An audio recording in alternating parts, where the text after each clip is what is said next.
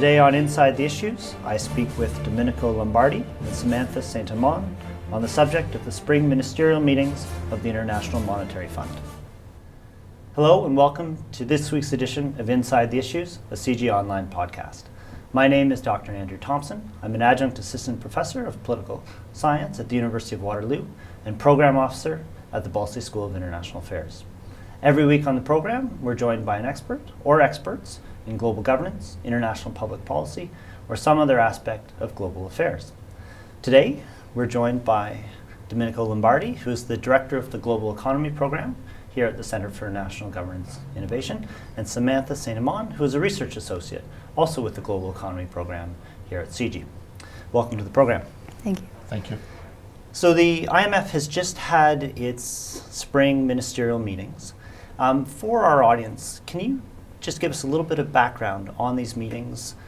What is the purpose of the meeting, who attends, etc.? So the IMF ministerial meetings take place twice a year, typically in April and October. And the feature is that finance ministers from all over the world come to Washington to discuss the status of the global economy. And in doing so, they clearly highlight their economic strategies, economic plans, but most importantly, this is a way to spur a better understanding of other countries' policy constraints and how especially policies set forward, implemented by other countries could spill over to their own economies. And this is, after all, what international cooperation is about. Clearly over the years, the IMF ministerial meetings have become increasingly more important because of increasing globalization of the world economy, and also because the G20 and the G7, for what matters, happen to meet at the margins of the IMF ministerial meetings. Clearly, at each of those meetings, there is always one or two issues that really drive the conversations, whether in formal meetings or in informal meetings. And the reports that have come out of this last set of meetings, the IMF has been cautiously optimistic about recovery of the global economy. Why did it come to this conclusion? They're optimistic mostly because we're finally seeing a stronger recovery in advanced economies. Okay. So they're mostly optimistic about the US, the UK, and Germany. Credit conditions are improving, unemployment rates are falling, and even in the Eurozone, although there's still low growth, they're actually emerging from their double-dip recession. Every Eurozone economy is projected to have positive growth this year, with the exception of Cyprus. So there is reason for optimism, but as Christine Lagarde said in a recent speech, it's too weak for comfort. So the risks are still on the downside. So I would say the overall thrust of that the IMF has conveyed to these meetings is that, as Sam has just pointed out, that the global recovery is underway, is gaining steam, especially in some economies. However, while some old risks have sort of receded, some new risks are emerging. And I would say this is really the first time where we see a picture whereby emerging economies are slowing down, contributing less to global economic growth since the height of the international financial crisis. And we're seeing growth in some advanced economies that is picking up at a reasonable speed and thereby enabling those economies to contribute more to global economic growth. On the other hand, in the Eurozone, we see that, yes, growth is picking up also there. Certainly it is in a better shape than it used to be until, I would say, a year ago or so. Right. But even in the Eurozone, we see some new risks emerging. We see that the focus of attention is now shifting from the sovereign debt crisis to very low inflation or lowflation, as Christine Lagarde has dubbed it, and clearly, also posing some potential risks for deflation should the Eurozone economy be hit by some adverse shocks in the coming months or years. And perhaps just to build on that point, do you think that the prospects of low inflation, particularly in Europe, are very real? I mean, and what would be the consequences essentially if this comes true? What we see is that inflation is generally low in all the major advanced economies. Is low in the United States, is low in Japan, of course, and is low in the Eurozone.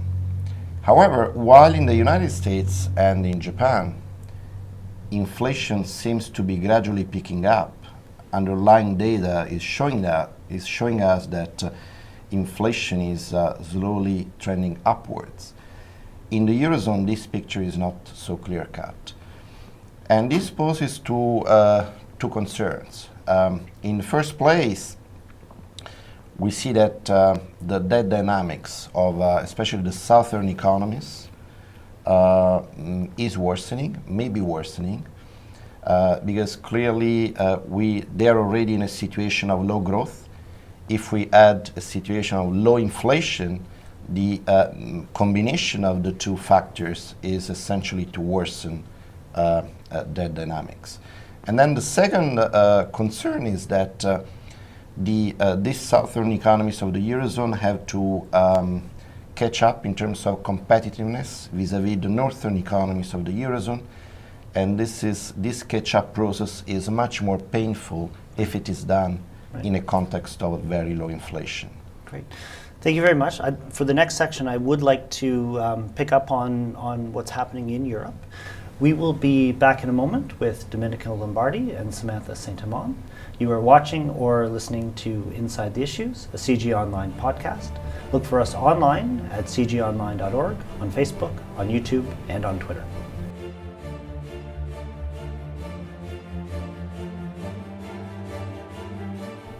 Welcome back to the program. Samantha, the IMF has noted that there has been a number of countries in Europe that had been struggling the last few years have started to rebound.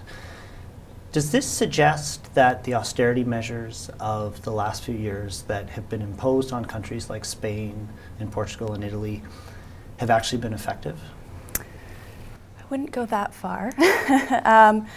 I think initially the austerity measures were good for as a signaling mechanism to markets, and I think the channel through which they helped debt dynamics is through the credit rating agencies.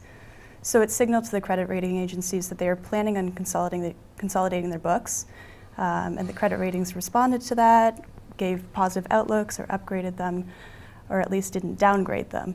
But overall, I don't think that austerity measures were good for these economies. I think that the impact that they had on growth and inflation prospects as well had more detrimental effects on debt dynamics and on the economies, on the unemployment rate, than the austerity measures had. And we actually did some simulations, and we found that the recessions that these economies suffered had a more negative impact on debt dynamics than decreasing the primary deficit, so going into primary surplus for some countries. If we take the case of Italy, its debt to GDP ratio worsened by 12, 13 percentage points from 2011 to 2013.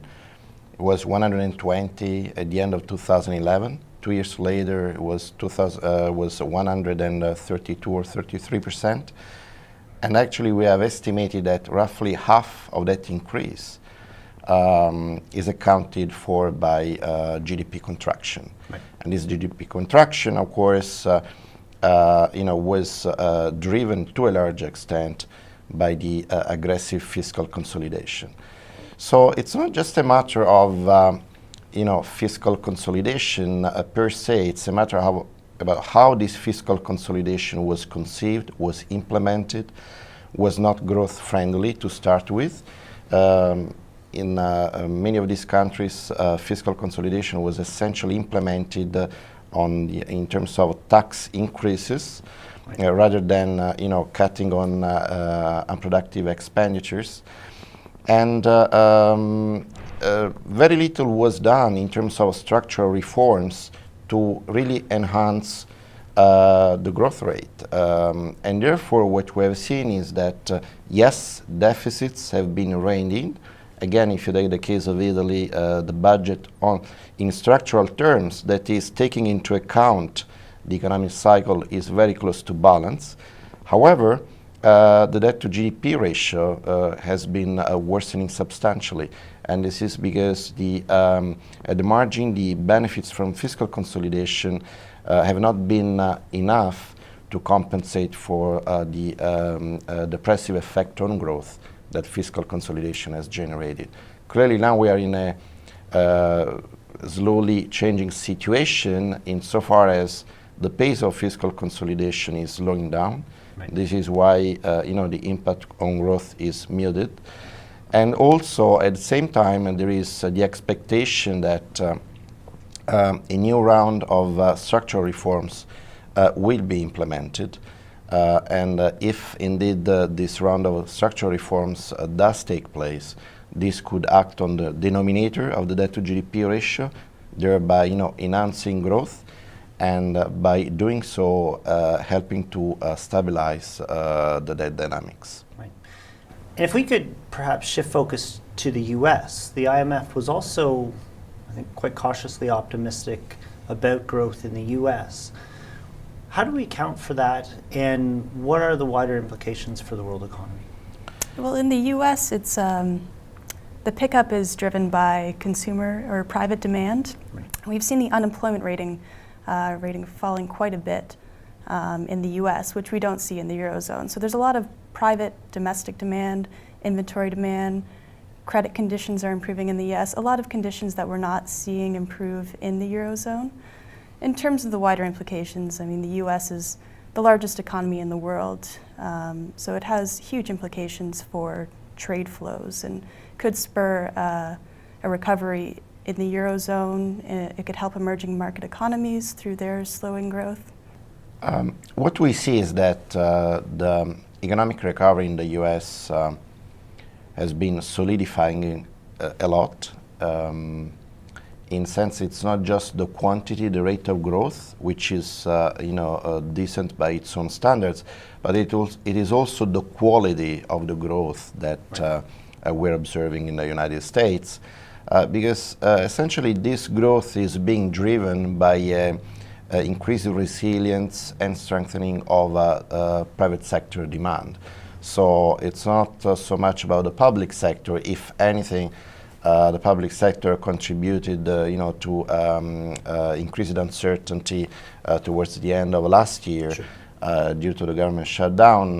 But what we see is that private sector demand is solidifying, is contributing positively to economic growth. And clearly the US, still being the largest economy, this has significant spillovers for the rest of the world economy. Therefore, really the concern is at this stage among the advanced economies, more in the Eurozone than in the United States. And of course, the emerging economies pose some additional concern in terms of their slowdown we are currently observing. Great. Well, thank you very much. And perhaps for the next section of the program, we can focus on some of the changes that are taking place in the emerging and developing economies. We will be back in a moment with Domenico Lombardi and Samantha St. Amand. You are watching or listening to Inside the Issues, a CIGI Online podcast. Look for us online at cgonline.org, on Facebook, on YouTube, and on Twitter.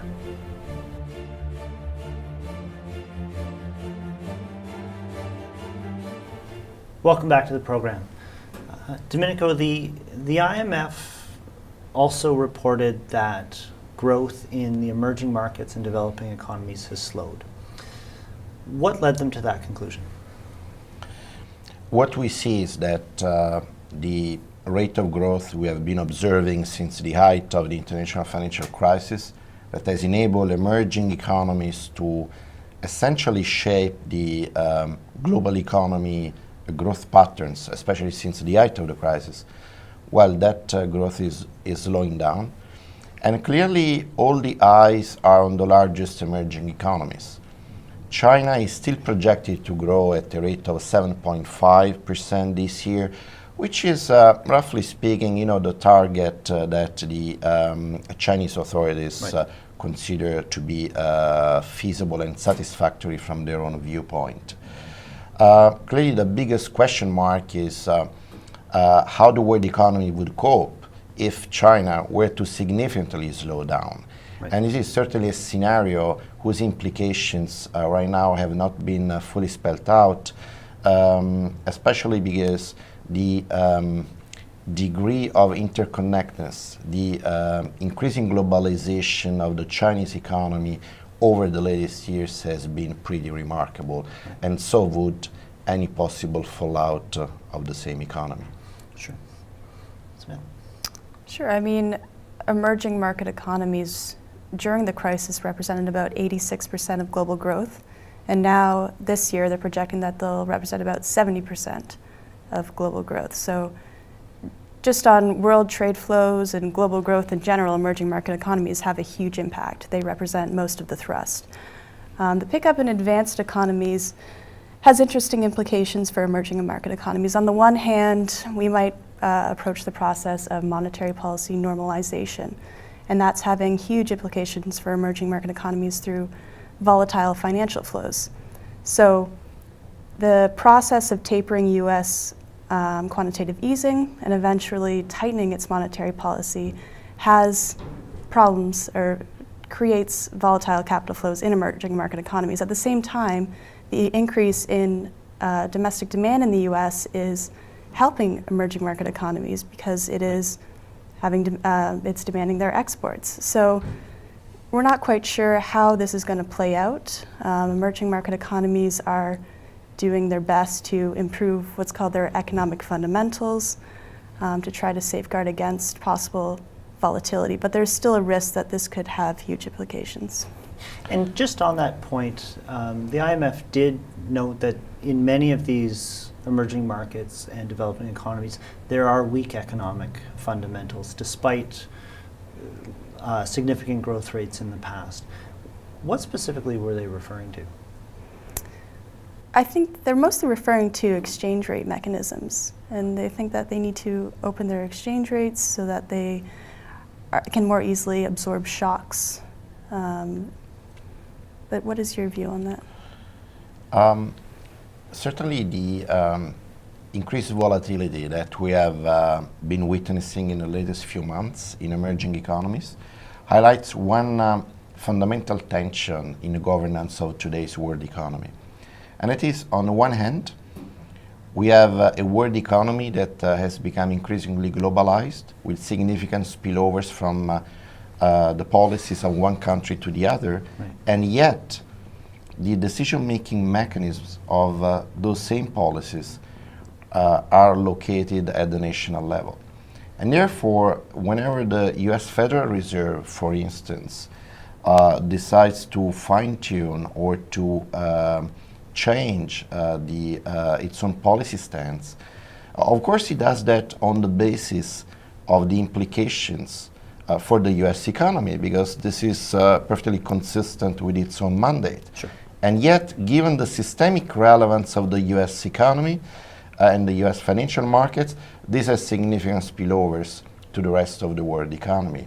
And of course, we have seen quite a glimpse of that in the latest few months. There is no clear-cut solution to that. The answer is more cooperation, increased cooperation. But we have seen that both the IMF and the G20 have not been effective at managing the coordination, the management of these spillover issues. And therefore, the second best solution, in a way, is for emerging economies to improve on their own fundamentals, right. To increase flexibility of their exchange rates, but also to strengthen their macroprudential frameworks and the supervision of their respective financial sectors, so as to contain as much as possible the negative spillovers coming from decisions of systemic central banks. So at these ministerial meetings, Do countries get nationalistic, given that a lot of the decisions that are being made are happening at the national level, and does this play out at the meetings? No, not really, because the way these meetings take place is exactly to avoid any confrontation. And therefore, what we see is that typically the most controversial issues are typically excluded from the agenda or are not part of the statements that the ministers would be making.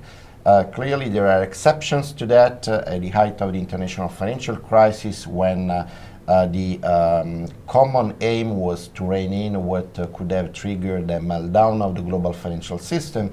We did see a lot of sort of genuine proactive cooperation that allowed to take very important common actions. But at this stage, the tendency is really to relegate confrontational issues to the sidelines. Certainly there are conversations happening at the margins of the formal meetings. Right. And this is where I would say, the most important discussion on those items would be taking place. Right. Thank you very much. I do want to pick up on the question of the governance implications in the last section. We'll be back in a moment with Domenico Lombardi and Samantha St. Amand. You are watching or listening to Inside the Issues, the CG Online podcast. Look for us online at cgonline.org, on Facebook, on YouTube, and on Twitter.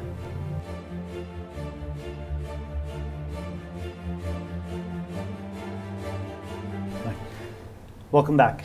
Domenico and Samantha, for the last section, I'd like to talk about the governance implications of these meetings and for the IMF more broadly. How are countries reacting to these reports? The reports that the IMF put forward at the ministerial meetings are essentially staff reports. In other words, they do not commit the executive board, they do not commit the IMF membership. And this allows, on the one hand, the staff to be more candid than it would otherwise be the case. But on the other hand, it also tells you that there is relatively little political action that is being taken on the basis of those reports. So while those reports are, of course, they form the basis for the ministerial discussion, at the same time, what we usually observe is that it is very difficult that we see any coordinated action that is taken on the basis of the IMF analysis, with some relevant exceptions, clearly one being at the height of the international financial crisis, right, where the incentives to act were, of course, substantial. But that said, one shouldn't conclude that those meetings are not helpful. Quite the contrary. In fact, they enable finance ministers and central bank governors to appreciate in a much more nuanced way the constraints that other countries have in their own policy making decisions, they also help to form a shared consensus on where the global economy is moving. That said, the reports definitely inform domestic policy, but there are other sources of information for domestic policy. For example, there have been competing recommendations on what to do about monetary policy between the IMF, who says that advanced economies should keep it accommodative, and the BIS, who says that we should seriously be considering the process of normalization. So while the IMF is informing domestic policy, there are other things to consider, and broadly, I mean, IMF reform has been incredibly difficult to achieve, even with the G20 consensus coming out of the Seoul meeting.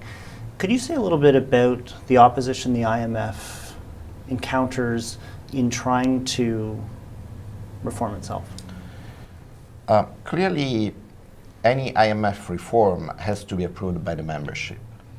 And still, in the follow-up to the crisis in Seoul in 2010, G20 leaders endorsed an important package of IMF governance reforms.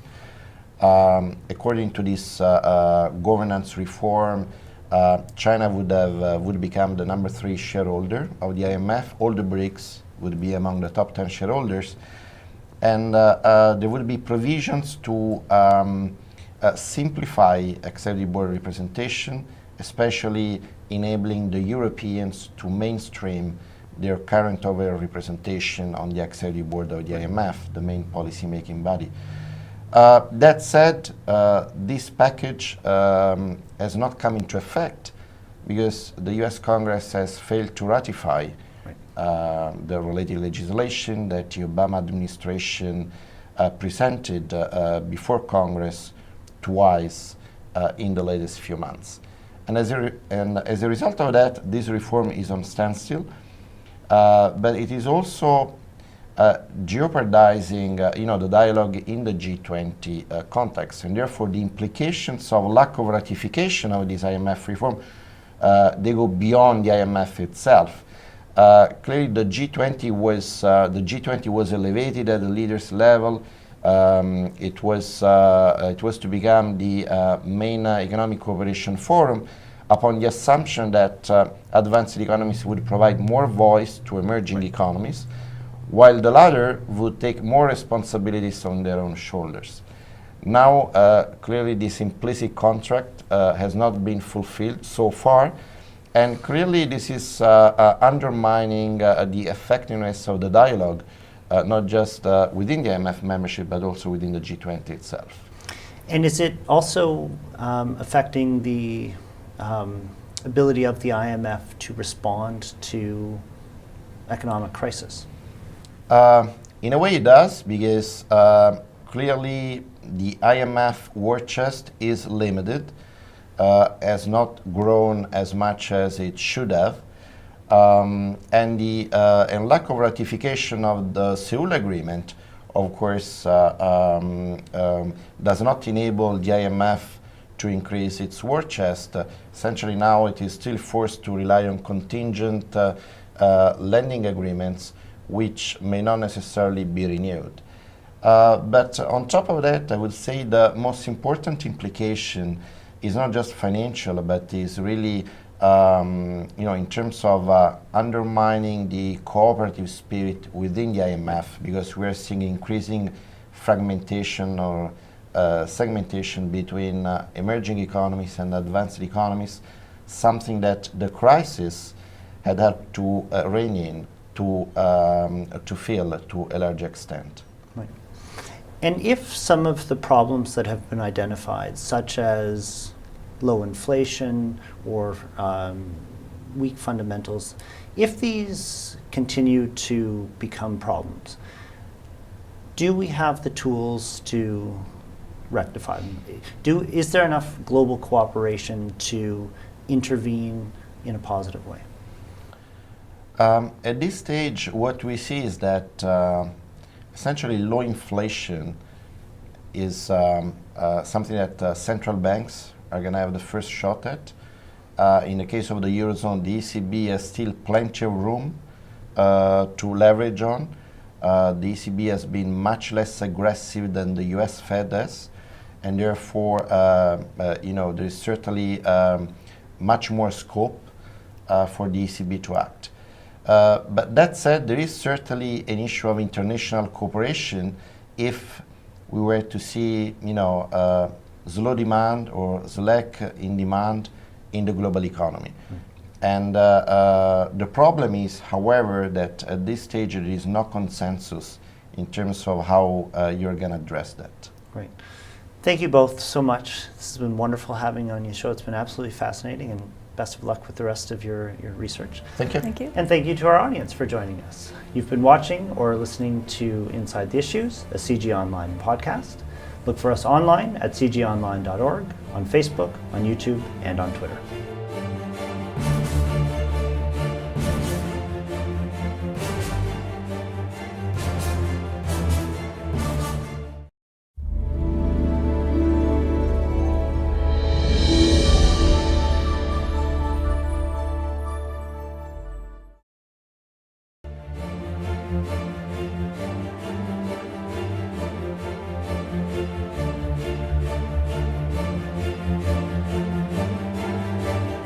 Today on Inside the Issues, I speak with Domenico Lombardi and Samantha St. Amand on the subject of the spring ministerial meetings of the International Monetary Fund.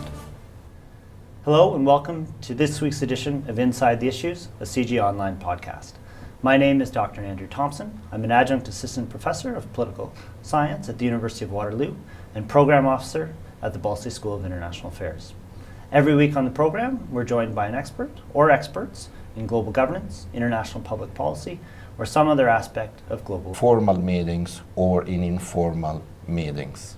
Right. And the reports that have come out of this last set of meetings, the IMF has been cautiously optimistic about recovery of the global economy. Why did it come to this conclusion? They're optimistic mostly because we're finally seeing a stronger recovery in advanced economies. Okay. So they're mostly optimistic about the US, the UK, and Germany. Credit conditions are improving, unemployment rates are falling, and even in the Eurozone, although there's still low growth, they're actually emerging from their double-dip recession. Every Eurozone economy is projected to have positive growth this year, with the exception of Cyprus. So there is reason for optimism, but as Christine Lagarde said in a recent speech, it's too weak for comfort. So the risks are still on the downside. So I would say the overall thrust of that the IMF has conveyed to these meetings is that, as Sam has just pointed out, that the global recovery is underway, is gaining steam, especially in some economies. However, while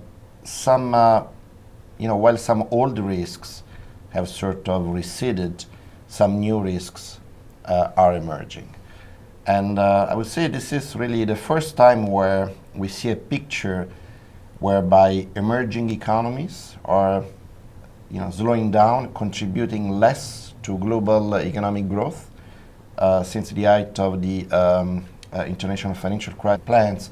But most importantly, this is a way to spur a better understanding of other countries' policy constraints and how especially policies set forward, implemented by other countries could spill over to their own economies. And this is, after all, what international cooperation is about. Clearly, over the years, the IMF ministerial meetings have become increasingly more important because of increasing globalization of the world economy, and also because the G20 and the G7, for what matters, happen to meet at the margins of the IMF ministerial meetings. Clearly, at each of those meetings, there is always one or two issues that really drive the conversations, whether in affairs. Today, we're joined by Domenico Lombardi, who is the director of the Global Economy Program here at the Center for National Governance Innovation, and Samantha St. Amand, who is a research associate, also with the Global Economy Program here at CIGI. Welcome to the program. Thank you. Thank you. So the IMF has just had its spring ministerial meetings. For our audience, can you just give us a little bit of background on these meetings?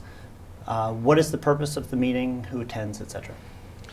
So the IMF ministerial meetings take place twice a year, typically in April and October. And the feature is that finance ministers from all over the world come to Washington to discuss the status of the global economy. And in doing so, they clearly highlight their economic strategies, economic